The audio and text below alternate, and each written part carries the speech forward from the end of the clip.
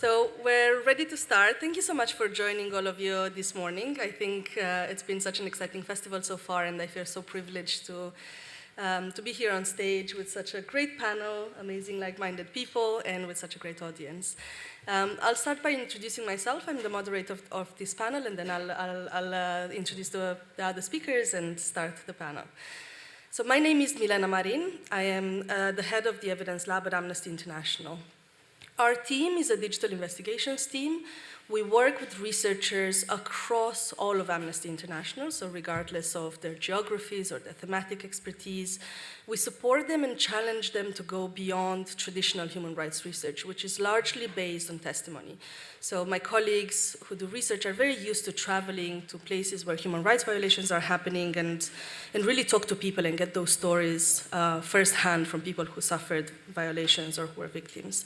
So we're challenging them to incorporate more and more other streams of evidence, such as images, videos, all the user-generated content on social media. Obviously, there's such a vast amount of content on social media that also depicts human rights violations. We use public documents, we use satellite images, we use data sets. So we're really trying to strengthen the evidence of human rights violations, but adding different streams of evidence. And we do like what many of you do here, open source investigations, we do data wrangling, we do corporate investigations.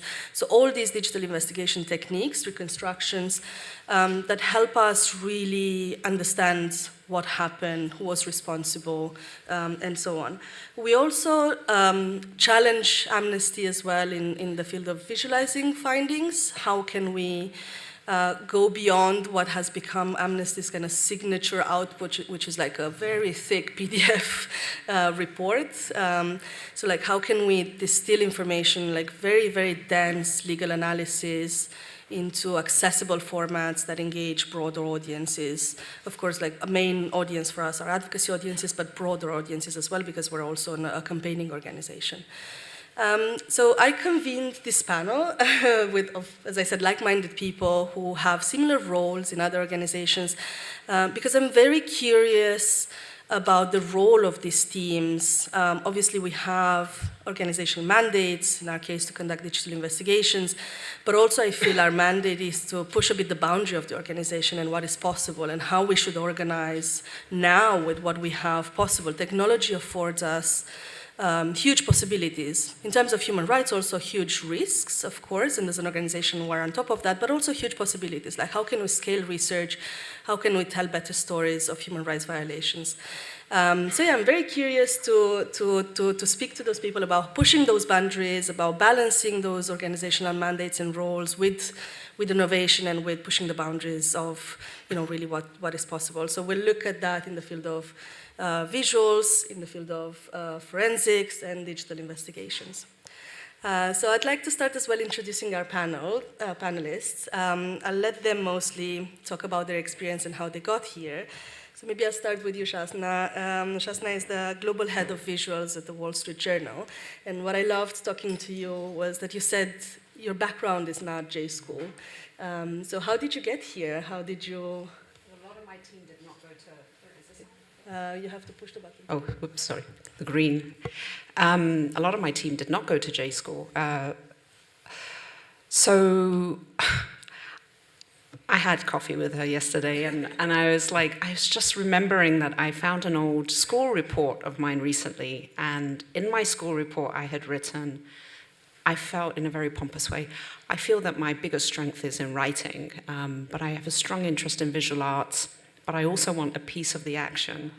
This is exactly what I said. This was before these types of jobs even existed. And so I actually started my career in tech, but while I was studying English and French literature at the Sorbonne, but I also really wanted to go to art school, but you're not allowed to do all of it. So I just kept up my interests in private, and even professionally. I became a professional web designer and developer. And then I was recruited by the Associated Press at the AP when I was still very young. And that's really where my journalism career began. And 1 year later, they transferred me to New York, and that was in 2000. and my title was Interactive News Designer. That was 2000. I think there were like 4 of us in the world at that time. And so we were figuring it all out, but it was a very exhilarating time where you're sort of accepted as a hybrid human. Like, my skills were not just in one space. I became a journalist in the newsroom. I can write. I'm a pretty good designer. I understand data. I understand images. I'm very visually literate. So now my job combines all of that. So it's very fortunate that, 12-year-old Shazna had the foresight to predict such things. But how lovely that you could fulfill the dream of that girl. I really enjoyed that story. So we have also Imogen. She's a visual forensics reporter at the Washington Post. And you joined the field more recently, so can you explain how you got here and what are your skills and what do you do at the Post? Yeah, sure. So I'm a visual forensics reporter, but I specialize in motion graphics, so using visual tools, especially sort of 3D animation, 2D animation, as reporting mechanisms. So my background is actually in design. That was what my original studying was. I also didn't go to journalism school. But then I got increasingly interested in how we can use these tools for investigative means. So I then began studying a master's in forensic architecture, which is actually a research master's. But it really helps you sort of find mechanisms where you can use sort of architectural modeling skills, also just spatial understanding in your investigations. So from there, I then also went on to work at Air Wars in investigations, and then into visual forensics. And thanks for joining this panel today. And last but not least, we have Sam, an old friend and former colleague. He used to have my job at Amnesty International, and now is having a very exciting similar job at HRW, Managing Director of the Digital Investigations Lab. Do you want to talk a little bit about your experience in journalism and how human rights research is different? Sure. Morning, everyone. And Shazna, I just wouldn't even dare to look at an old school report, so it's really interesting to hear something so eloquent written. I'm terrified to even think what I might have written at that age. So I worked in newsrooms. I'm also didn't go to J school. I just kind of wandered into journalism effectively and then kind of wandered into human rights. But I worked with visual imagery as working for an organization called the European Broadcasting Union, or the Eurovision, for the best part of 10 years, starting in around 2003, so the Second Iraq War.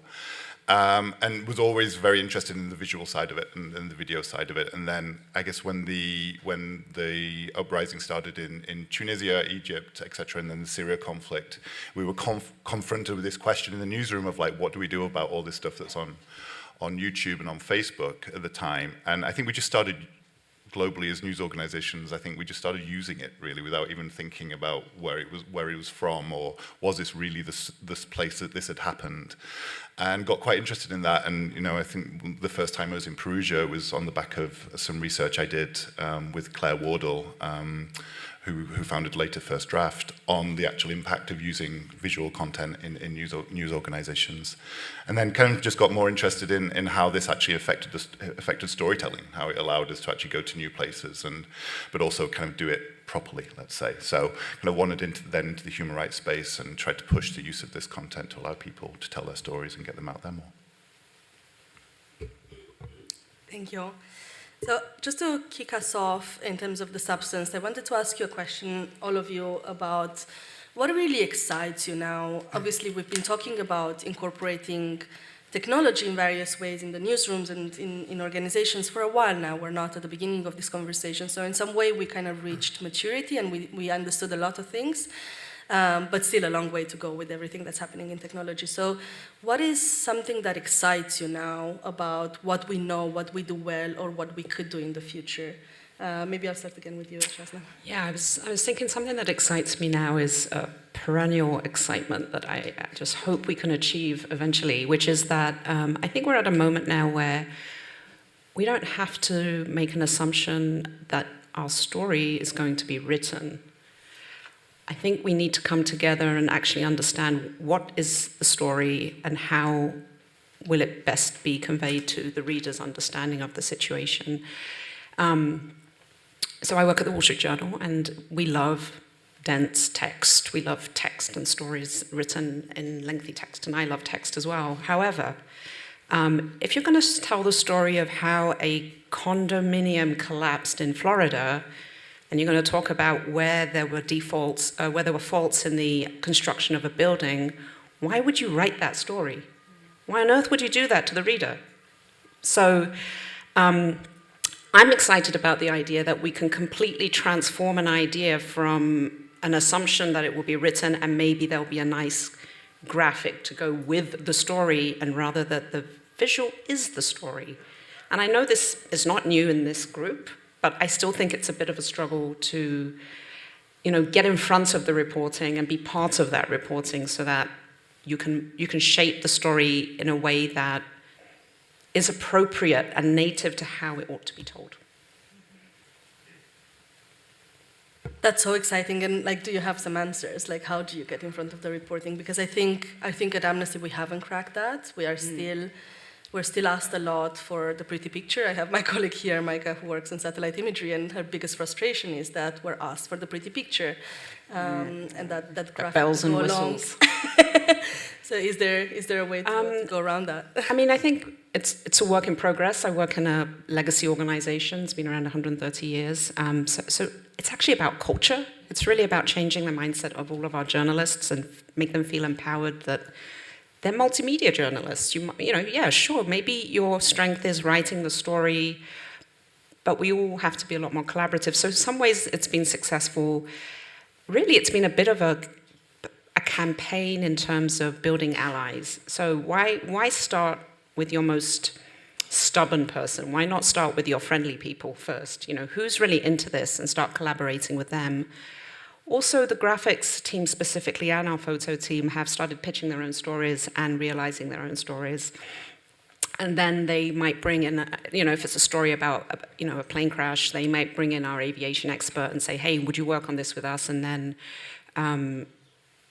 that's the most powerful thing, when the experts are working together.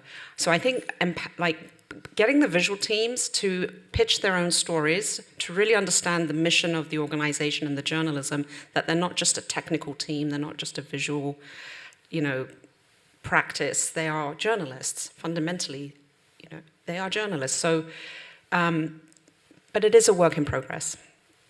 I also think, sometimes a story is best written in 5,000 words, and that is totally okay. You don't have to stuff it with other stuff. Just love the text as well. So, thank you. So maybe I'll move on to Sam. What excites you, Sam? I think at Human Rights Watch, so my team at Human Rights Watch is 6 researchers. We have 2 geospatial experts, 2 open source investigators, so people who look at videos sourced on Telegram, etc. 1 quantitative data analyst, and 1 3D modeler, spatial researcher, whatever we want to call them.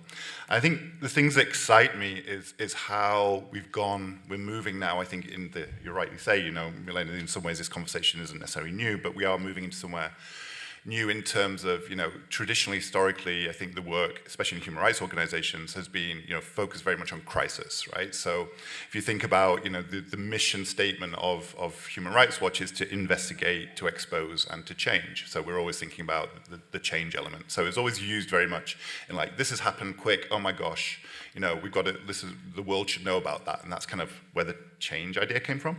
And I think we're moving on from that now in several ways. One, it's with our researchers across the organization. So, we have thematic and geographic divisions or teams. So, something happens in Myanmar, something happens in Sudan, there's a reflex there already to get onto us and say, can you help? But it's also now the reflex is coming in other areas. So we're working on now, disability rights. So how can we tell the stories of people living with disabilities in care homes using spatial modeling techniques so that people can better understand, at the United Nations and also general audiences, how they can better understand what's happening, what conditions they live under, so we can pass new laws and put pressures on government to change things. So those kind of opportunities excite me. I think the opportunities to use visual explainers in courts of law, in the International Criminal Court. We partner with an organization called Situ Research, very similar to forensic architecture.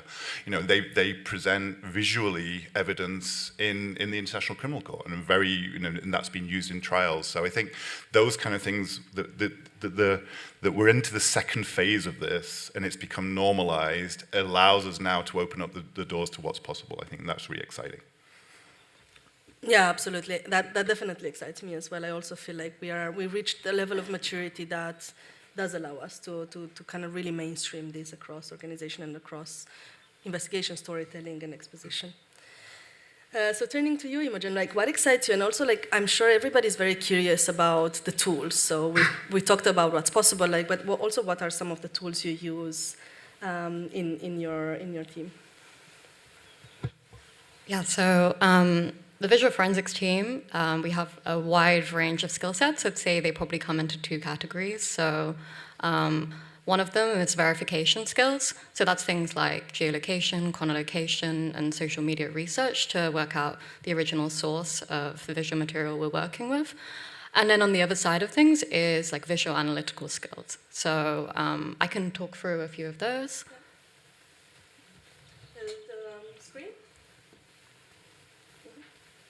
Okay, so sometimes when we're working with a lot of visual material, so we'll be archiving all of that offline and pulling data into a spreadsheet.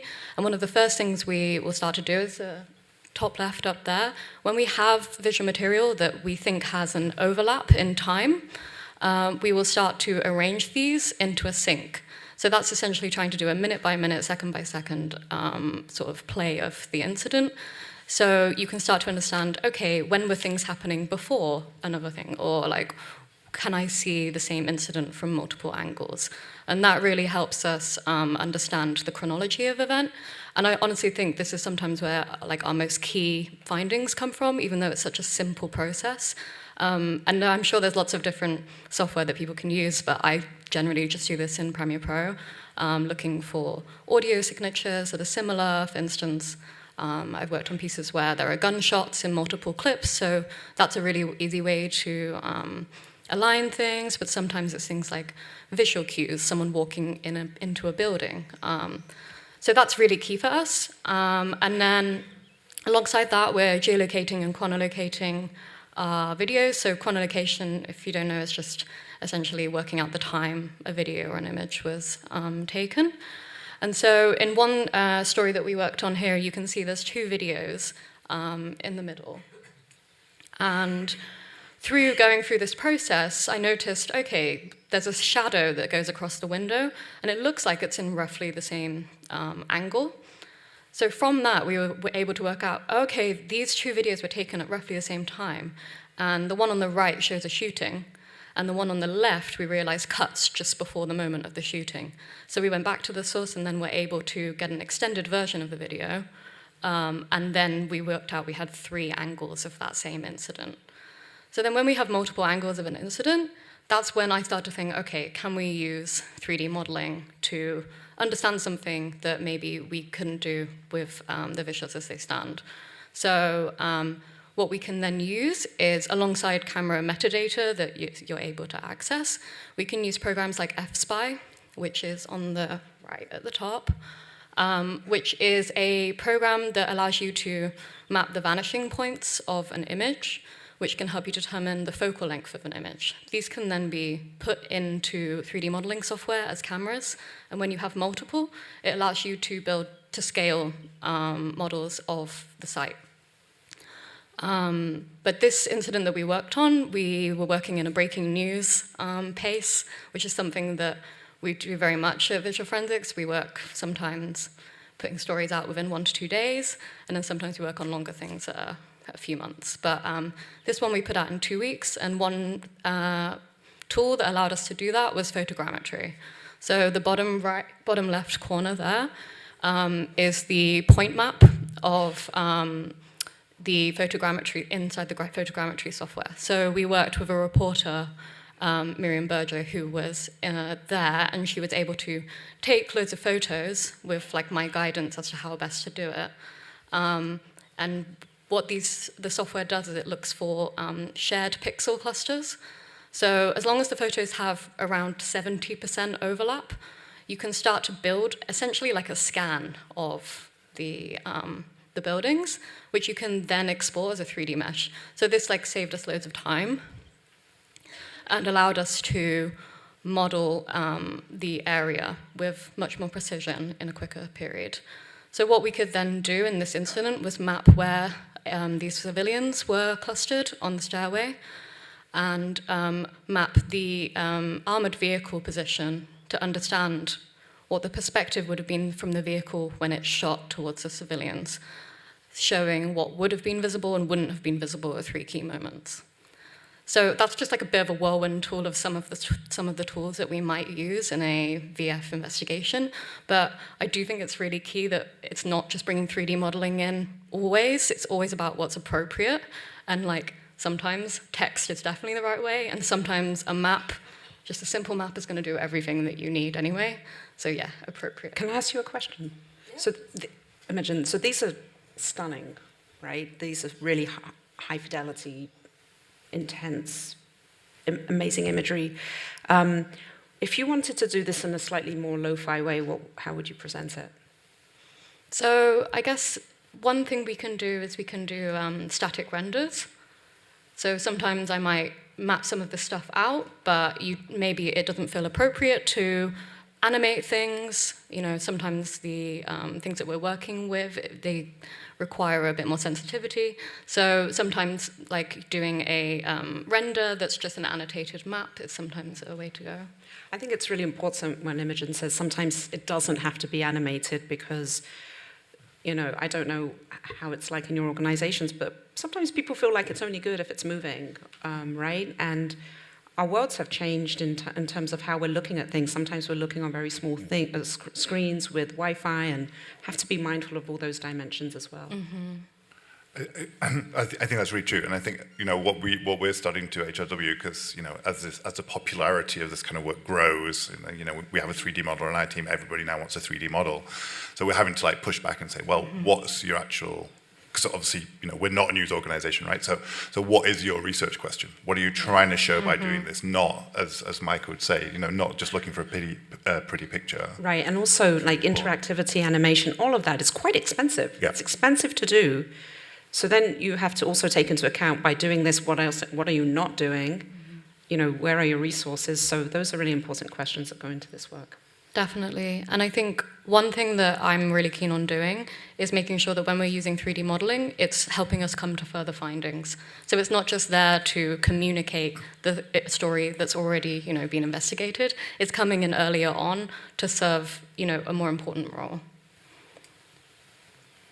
That's really exciting. So I'm staying a little bit on the topic of tools. I was wondering if Sam or Shazna have any kind of tool recommendation. I know everybody loves tools. They want to know like what's possible.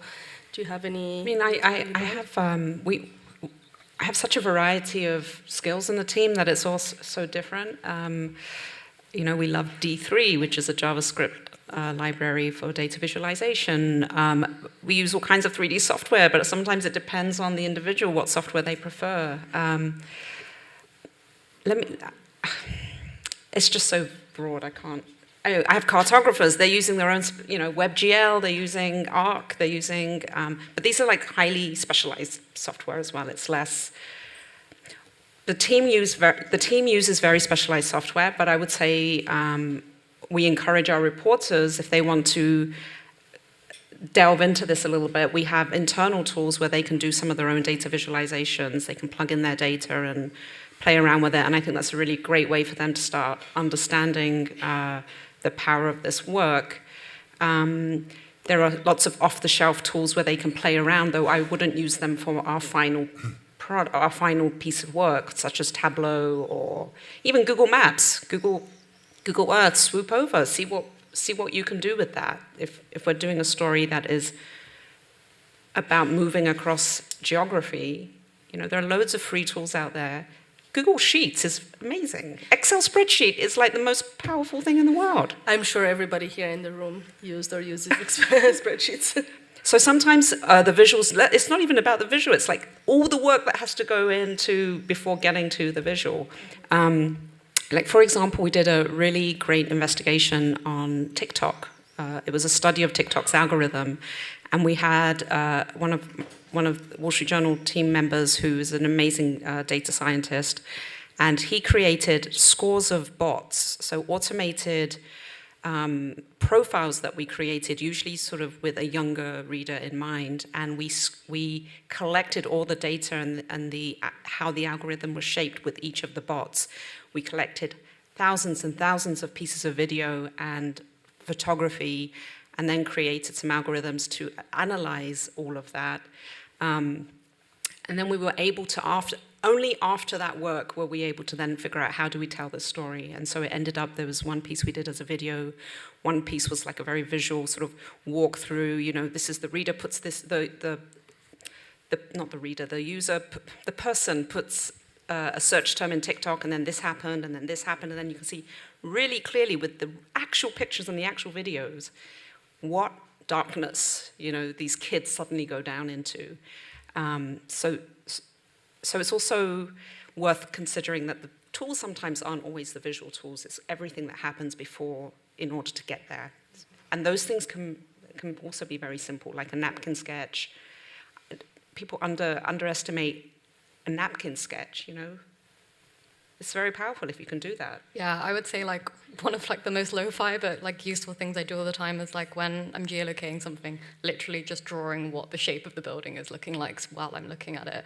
And that's like so lo-fi but just like so integral to what we do. I remember once my boss asked me to do a presentation, and I did a whole bunch of napkin sketches, and they were in my deck, in my slideshow, and he said, "You're the head of visuals, why are you doing napkin sketches?"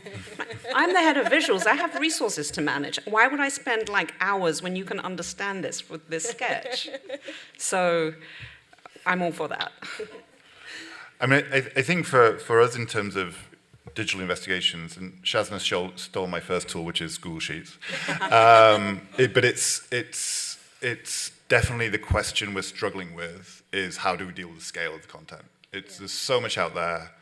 How do you make sure you find that one needle amongst the needle stack? Really, effectively, it feels like sometimes. So I think there's some tools we've developed in-house, which I think I think need to be developed for organizations doing this work. One being an archiving tool, so a tool that actually takes the video asset or the photo asset or the file off the public internet, and you actually have it in-house. Because the risk of disappearing content has been the subject of many panels at Perugia before, so I think we all know that risk. But also just to make sure you have it and you can do something with it later down the line. And then we're experimenting with other tools which allow us then to go through scale. One being similar to what Imogen showed, like looking at the chronology of events. So we're using a tool called Codec, again, built by our colleagues at Situ, which is open source, freely available, can be integrated into the newsroom. Really great for like just creating a timeline of events and shuffling things around to see where, and that kind of like shows you where it happened as well, so kind of within the space. So Codec is a really worthwhile tool looking at. And then recently we've experimented with a tool called Glimpse, which is an AI tool, which has allowed us to go through, in one project we're publishing shortly, has allowed us to go through something like 70 hours of video. When you're a team of, we have 2 open source researchers, they can't go through 70 hours of video. So helping us go through like identifying gunshots and things like that in a data set has been really, really useful. And then one other tool, well, we haven't used successfully yet, but I just wanted to flag if people saw the New York Times balloon story done with a company called Synthetic, I can't even say it, but like thinking about how we use these AI tools again to go through reams of satellite data looking for a balloon flying over the United States of America. So I think those are some of the tools we're thinking around, but never moving away from the Google Sheets, the simple writing things down on paper, because they are really key to it, and just making sure we have the mindset, because if you don't also have the mindset, the tools change all the time, so that's really key. Yeah, and also maybe a last observation from my end on tools is to not let tools limit you and also not let the investigation be driven by the tools, but rather by the research question. Like, what do you want to find out? And what is the best tool that will allow you to find that out? Because I think I've seen a lot of mistakes, especially I think using maps. Like everybody wanted a map at some point, and it was really the wrong way to show that. Hopefully we learned about the maps. Maps have been contentious my entire life. You know, as a cartographer, my team once said, well, everything happens somewhere. You know, why? Yes, sir. So just to move on, I was really interested in where these teams are placed in the organigram of organizations. So like I was wondering if you can tell us how your teams interact with the rest of the organization. How do you collaborate across with other reporters, and how do you drive those either joint investigations or collaborations? Do you mind if you start, Shazna? Yeah, so our photo team is embedded in all of our different coverage areas. So we'll have photo editors in international news, in business news, in health and science. So they are distributed throughout, and they commission a lot of original photography. This was particularly powerful during our coverage of Ukraine, the war in Ukraine, and our photographers who were working side by side with our reporters. The graphics team is a little bit more complex in that we kind of need them centralized because the variety of their skills is so vast that the leadership of that team needs the flexibility to pull whatever team she needs at any given point. So if you're doing a story on aforementioned Miami condo, you're going to need somebody with 3D skills, some design skills. So we can't scale embedding that team into the entire company, and I think it's okay that way. We just have to be very strategic about what we decide. But the teams are, again, and this is a work in progress, but I'm very happy that we're, increasingly originating more stories that are connected to the big stories that the journal is interested in for our readers. And sometimes, depending on the type of story, like if it's an earthquake, for example, the graphics team can run that from nuts to bolts because earthquake information and data is very accessible. It's easy to find. You don't necessarily have to be on the ground. But if it's more nuanced reporting on the ground, then we'd want to collaborate with one of our reporters who are on the ground. And so then we'd work with the coverage area and do that. And sometimes, reporters have great ideas and they say, hey, I have this amazing data set. Do you think this makes sense? And then we'll make a call on whether it does, or we'll say, hey, you could do this using the charting tool that we already have in-house. So there's a variety of ways that they work. I also have a smaller team that is more focused on work that requires more technical rigor. A lot of the graphics team are pretty adept in front-end development, but for some things like, live election night projects that we want to work on, or trackers, or things that you really need to you need to sort of integrate into the journal's core infrastructure a little bit more, and that team will get involved at that point. And I love something you said yesterday when we talked about co-authorship and how that is really important on really making sure these people are equal. Yeah, it's really fun. It's really fun to see more and more stories that are co-bylined with somebody from the graphics team or someone from the photo team and a reporter, or when a story is, 3 bylines and they're all these specialized journalists. I think it sends a message to the rest of the organization and to the world that these skills are hopefully, I think, increasingly becoming not the other, not the bells and whistles, not the furniture, not the art, but part of the core journalism. That's really important, thanks. Can I just build on that? I mean, I think that's really, really key, and that's one of the challenges I faced when I joined Human Rights Watch just over a year ago.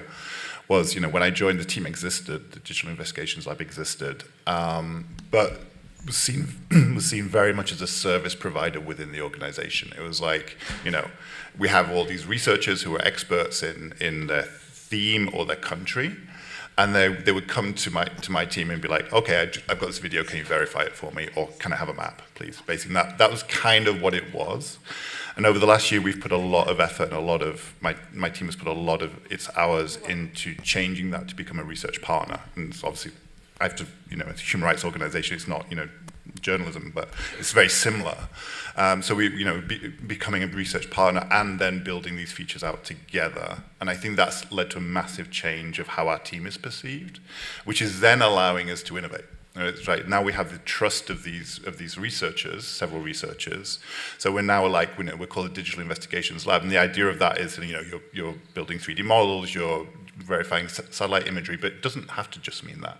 So now we're looking at when our researchers go on site, it's like, can they use the LiDAR in their phones, and if they've got iPhone pluses, 14 plus or whatever, to capture those 3D models on the site, and that's allowing us to do weapons analysis in a much more robust way, which is then allowing us to present our evidence in a much more stronger way, and then leading to larger claims about violations, potential human rights violations, or violations of the laws of war that have happened.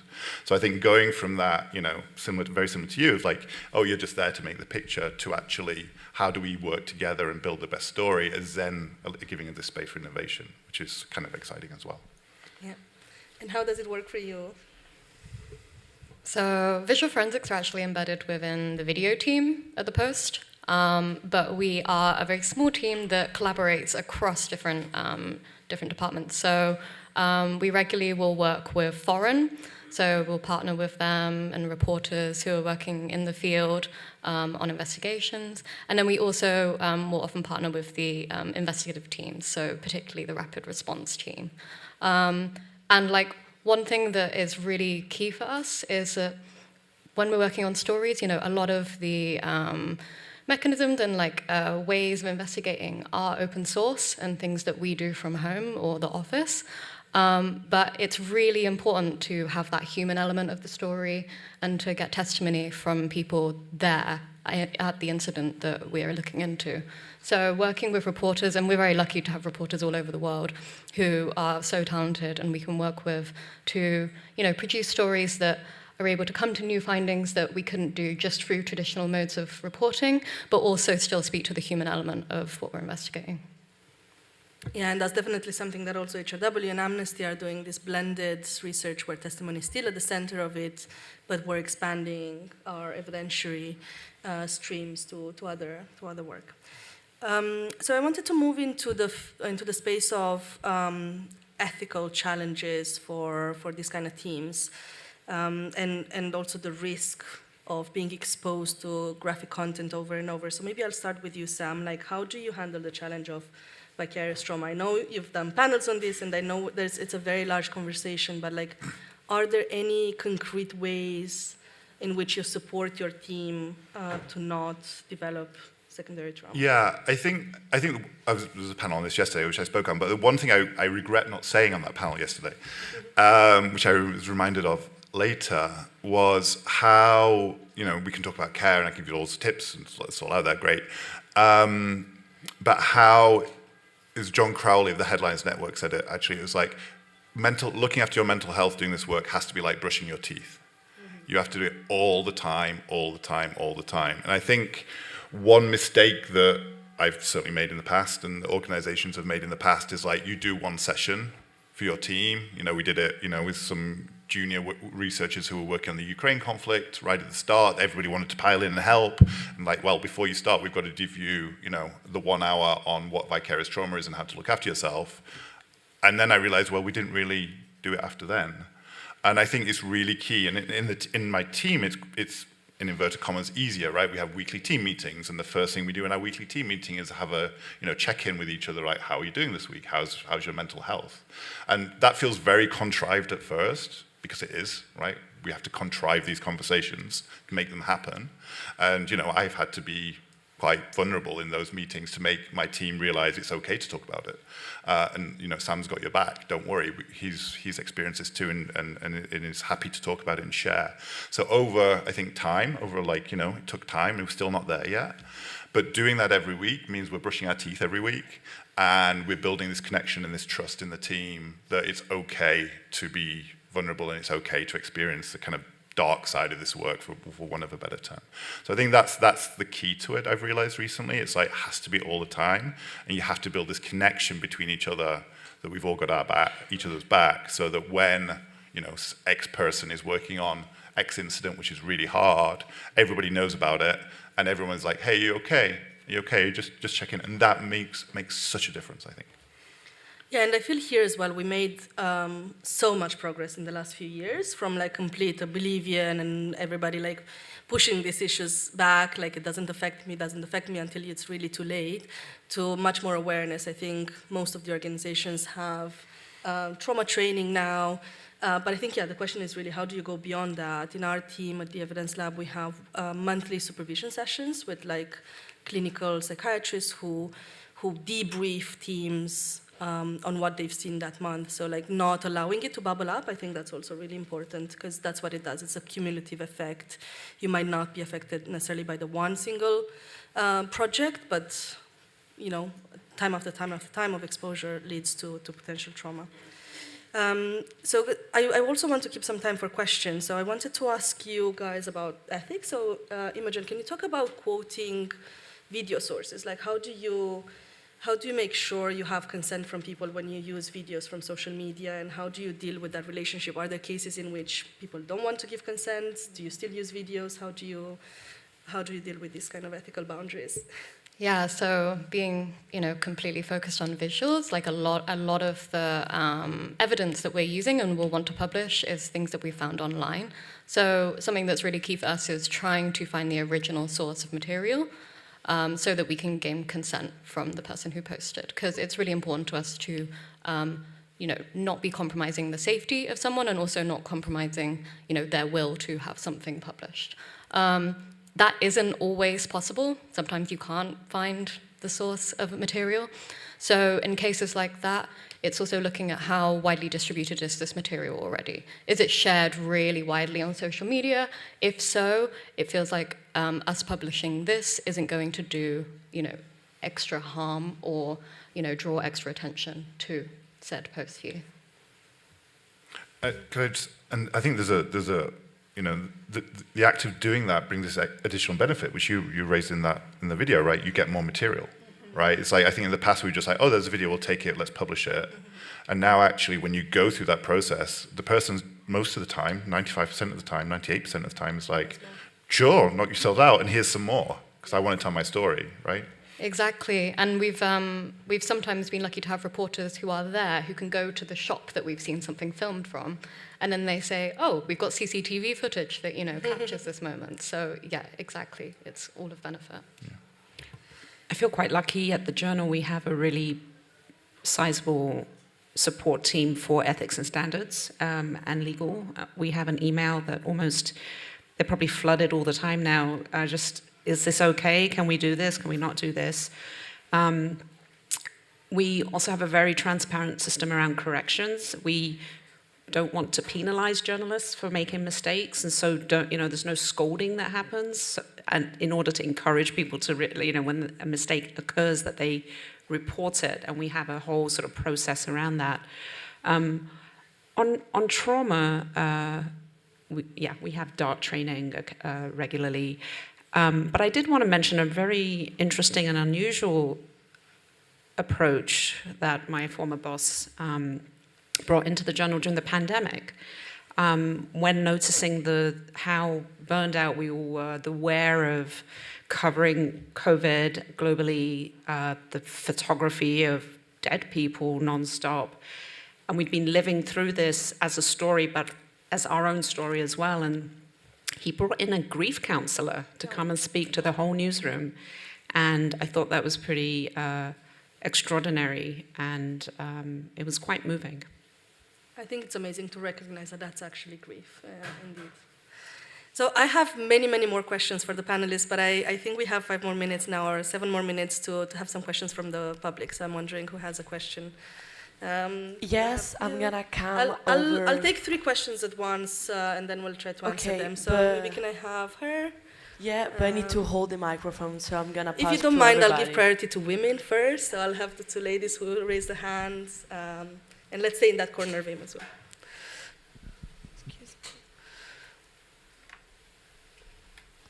Hi there, thanks so much. That was really interesting. I have a question about impact. I'm wondering, when you do visualize your stories like this, do you find that there's a significant change in the number of readers that are interested and or how the readers are engaging with your stories? Yeah. Yeah, I mean, we regularly see that stories that are very visual have the highest engagement rates. And that's, I think everyone's nodding, I think it's pretty standard that that's the case. And sometimes, depending on the type of story, I'll go back to a sort of template example of an earthquake. Sometimes those visual stories are also the most, not just engagement, but in terms of views. And that could also be tied to people searching for visuals specifically. When an earthquake happens, they might be looking for a map, for example. So those are two examples. And maybe I'll ask Sam as well if you can talk about advocacy impact and how is that changing? Yeah, I mean, we're using these models or visuals in advocacy with, our advocacy targets. If the goal of Human Rights Watch is to make change happen, being able to have a 3D model, for example, on an iPad, you go into a meeting with a UN official or a prosecutor and be able to actually pull that out and show it to them. And like, this is where this happened, this is where this happened, this is where this happened, really makes an effect. I've heard that regularly from my colleagues of like the difference of going into a meeting and showing, something. When I was at Amnesty also, we showed some of our open source research to a military, and they suddenly started listening. They suddenly started paying attention when they were just like, oh, you're a bunch of, tree-hugging peaceniks. Actually, we knew what we were talking about. We were actually knew what we were talking about, and that's how you actually affect change. And I think it's been really, really useful to use those in those advocacy meetings. Yeah, Absolutely. and we were talking about VR, like sometimes putting a headset on somebody, on a decision maker, and immersing them into a place, into a refugee camp or a situation they really understand it in a different way. So I'll take another question. Maybe we'll have something to talk. There was somebody in the back, yeah.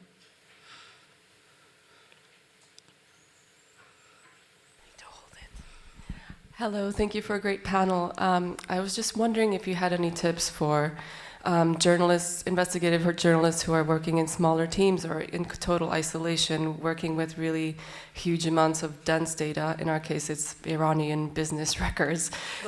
When you decide what is a story, A, and B, how to visualize it, any kind of best practices, tips that we could just go through when we're working with that. Thank you. Imogen, do you have any experience of trawling through large data set and what is the story? I have as well, a really fun model I can share afterwards. Yeah, so again, spending a lot of time in Google Sheets. So I would say dealing with large data sets, always a struggle, but as much as you can automate is obviously the best way to go about it. And in terms of visualizing, it's I think for me, the key thing is just those really simple journalist questions, like what do we know, what don't we know, what do we need to find out, and how can we do it? And then the how can we do it, I think for me is where the visuals come in, because I start to think about the visuals really early on. So, how can we, but rather than just doing the investigation and then thinking, okay, how can we then communicate this? How can we use visuals earlier on? And then, we're saving ourselves time, but then it also becomes a very authentic and appropriate visual communication of what we're doing. Yeah, and I would say find lots of friends, because I think the more kind of skills and the more multidisciplinary you are in a team, the more ideas you have. So many years ago, in another lifetime, I was leading a project called School of Data, and we had this really fun model called data expeditions. We were running these expeditions with general audiences at events like here, and we would have people impersonate different roles, like the graphics person, the storyteller, the data person, and would get them to brainstorm really what's the story, starting from a data set. But I think, yeah, having those multiple roles, even if you don't have them in the team, at least try to imagine what those roles would be and impersonate them and have those brainstormings early on. And yeah, ask questions of the data. I think that's the only way. Ask lots of questions and try to see what you know, what you don't know, what else you're missing. Probably not everything is in the data set you're looking at, so what else you're missing? What other layers do you want to add to that evidence? So yeah, make friends and interrogate the data, I would say. Any other tips? Maybe we'll have another question? Yeah, go ahead, Vin. Yeah, thanks again. quick question, because the modern audience is so much focused on visualizations, how do we prevent falling into a trap that you have difficulty covering a conflict where there isn't much media present, like for example Ethiopia and Tigray, which has I think more casualties than Ukraine, but it's largely went invisible. So despite the greatness of the work you're doing, how do you avoid this kind of thing, that you don't cover those kind of areas? Yeah, maybe Sam, that's a question. Sure. I mean, it's something that I think about a lot, actually. And when, I think there's two things. I think there's two different things here, which is one is, how do you, when you can't access Ethiopia, right? It's like it's not for want of we do anything in Ethiopia, right? So, I mean, I think the geospatial work becomes really key in Ethiopia, for example, just because access is so hard. And just, we go back to the traditional, speaking to people however we can, depending on internet connectivity, depending on phone connectivity, depending on where people are, depending on, which border you can get to try and speak to people. I think the other problem in Ukraine, for example, has been, how do we make sure, as a human rights organization, how do we make sure international violations of international humanitarian law, war crimes that aren't visual are covered, gender-based sexual violence, for example, and making sure that, we are amplifying those stories in a way that gets attention, that, does justice to the victims and brings those stories to light. So that's something we're always pushing back on in my team. It's like, well, when you want to work with us, when you want to collaborate with us, why? What's the research question? What's the value add? Is there a reason you want to use geospatial imagery, right? What does it actually add in terms of research? With 3D modeling, we have one person with very limited resources. The work takes a long time.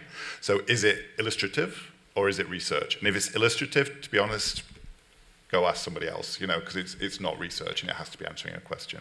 So it's something, I don't have a great answer for it, but it's something that's very much at the forefront of our thinking when we do any project, actually. Yeah. I think she's going to tell me that we're out of time, but huge thanks for listening and huge thanks for the panelists for the conversation. I'm gonna ask everybody to leave quickly because we have another event and we need to sanitize everything. So even